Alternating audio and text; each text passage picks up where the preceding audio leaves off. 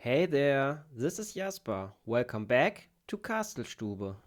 In episode 5, we're getting close to finish the Gatehouse. I'll be building the roof for the half-timber tavern, finish the stairs of the defensive platform and adding the battlements on top.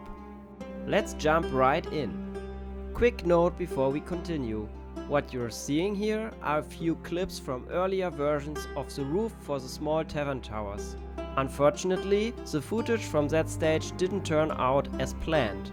I know I said I'd show every single step, but in this case I decided to rebuild the roofs and film them again properly. The nice side effect of rebuilding them was that I could also fix a few issues with how the tower roofs integrate into the gatehouse. I'm starting with the inner structure of the tower roofs. I initially tried an octagon shape, but after a few failed attempts, I settled on a pyramid-shaped roof instead. The octagon tower roof is something I'll revisit for a larger castle tower in the future. For the roof colors, I went with dark red as the main tone, mixed with a few regular red elements to add some variation and avoid a flat look. The dark red also works really well with the reddish brown and white of the half-timber tavern, and I really like how it turned out. For the lower section of the roof, I used these pentagonal Nexonite shields to suggest individual roof tiles. While rebuilding and refilming this section, flipping the Nexonite shields in the lowest row also allowed me to create a straight eave line for the roofs. The very top of the roof, however, isn't fully defined yet, mainly because the Nexonite shields are simply too large for the upper section. Another limitation is that the quadruple convex slope element doesn't exist in dark red. So, if you have any ideas for how to finish the roof tip, feel free to share them in the comments. Next, I'm moving on to finish the first residential tower underneath the roofs I just built. Because of the refilming, the order here isn't entirely accurate and some shots still show the earlier versions of the roof. I really liked using these round 1x1 tree stump tiles to add more texture along the upper edge of the towers. I'm using arch elements to ensure stability for the upper frame that supports the tower roofs. The upper floor is quite shallow, and with the roof slopes and the integrated staircase, minifigures have a hard time accessing the sleeping areas in the towers. Once the basic design for the first residential tower was in place, I shifted my focus to the roof over the main part of the half-timbered tavern. For this roof, I reused the same color palette and the Nexonite shield tiles, and as before, I also reused hinges to achieve the roof's slope.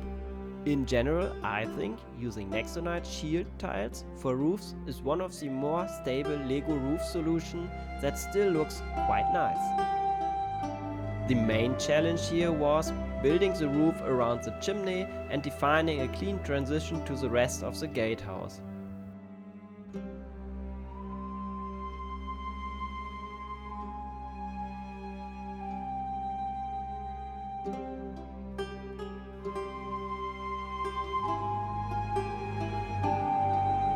While working on this main roof, I noticed a small gap in the tower wall, so I fixed it before anyone had to sleep in a freezing draft.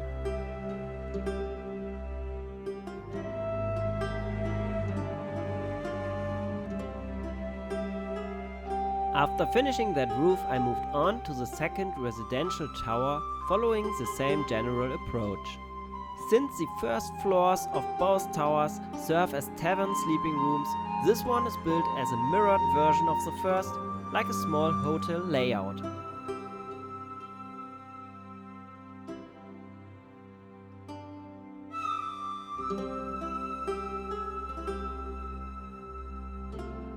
After finishing the exterior of the second residential tower, I continued with the staircase leading up to the battlement platform from the previous episode. Since this central part of the gatehouse needed to be leveled out height-wise anyway, this was the right moment to add the upper section of this staircase. I think at this point it should also become clear why the sleeping areas are quite tight.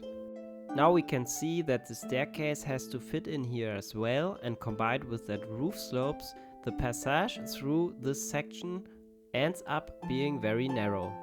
As some of you might already know, I didn't plan everything out in advance, so I ended up jumping back to the residential towers once more. I added another layer of bricks to hide some gaps between the walls and the roof, and then continued working on the interior of the second residential tower instead of building the second staircase right away. As mentioned earlier, this sleeping room is a mirrored version of the other one, but with blue bed sheets instead of tan.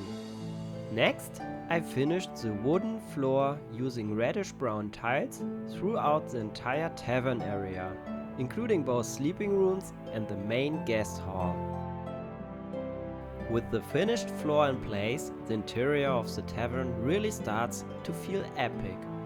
To push this a little bit further, I added more small details like a pen, glasses, bottles, food, and of course some minifigures. I also mounted the wall shelf you might recognize from one of my shorts.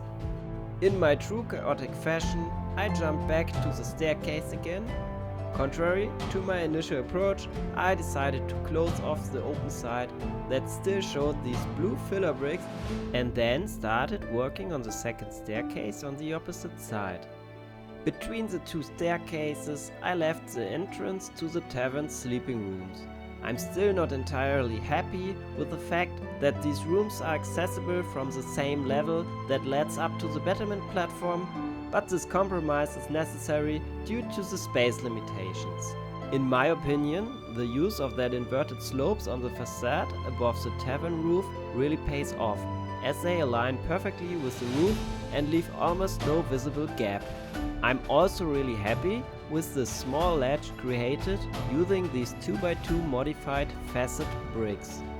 It helps break up the otherwise flat facade, and it's a detail I'll pick up again later on in this build. At this point, I wanted to make sure the staircase is fully covered and protected from the weather, especially since it's also used to access the tavern's sleeping rooms. Because of that, the stair tower has to extend beyond the height of the upper battlement platform. And here I also picked up the facade ledge again, adding it to the front of the stair tower at the same width to keep it visually consistent. To avoid adding another staircase, access to the roof of the stair tower is handled via a ladder built into the outer wall. To further break up the facade, I added barred windows to the sides and the back of the gatehouse. Basically, the parts of the gatehouse that aren't used as defensive structures.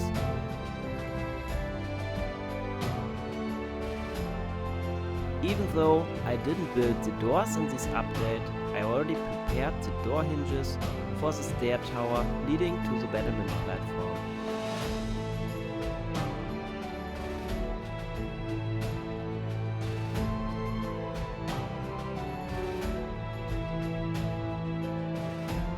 Just like other parts of the MOC, the staircase is built modularly, so its roof can be taken off. This will also make it easier to add tiles to the floor and the entire staircase in a future update. But before finishing that staircase tower roof, I took some time to fix a few remaining details around the gatehouse. I added some tiles to the outer facade to give it a more masonry look. I also fixed the point where the residential towers meet the stone wall of the gatehouse, since these tiles were blocking the tower modules from fitting into their intended position. To quite literally take things to the next level, I decided to add two small mini towers on top of the staircase roof, each with a 6x6 stud footprint. As for the roof these mini towers are built on, they can also be accessed by some outside ladders. At this point I considered expanding these small towers to an 8x8 footprint using these inverted slopes. But then I decided to keep them as compact as possible since the gatehouse itself is already quite large. I like to think of these little towers as additional lookout posts. serving at the highest platforms to spot and respond to any approaching visitors and attackers. Finally, I added the battlements to the mini towers and also to the defensive platform afterwards. With all the battlements in place, the overall structure of the gatehouse is now complete, aside from many smaller details, stories and minifigures that are still missing.